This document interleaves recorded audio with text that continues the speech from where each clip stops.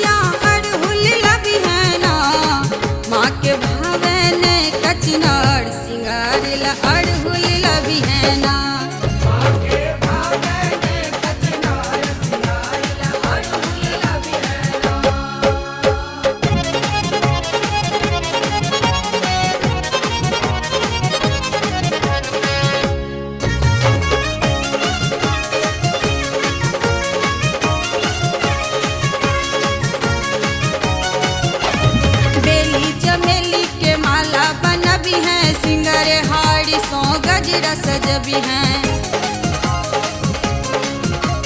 बेली चमेली के माला बनबी हैं सिंगर हारी सो गजरा सजबी है काजर लगबी है ना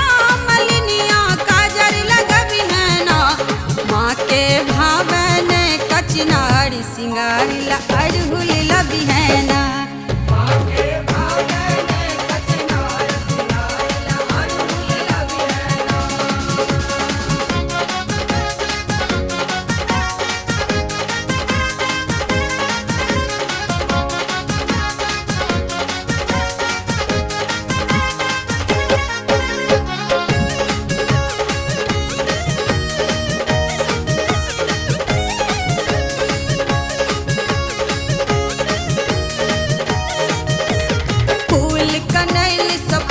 बनबी हैं चंपा चारू कात लगबी हैं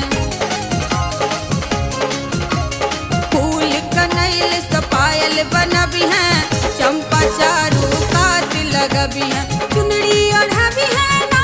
मलिनिया चुनरी ओढ़बी है ना माँ के भावन कचनारी सिंगारी अड़हुल अनी है ना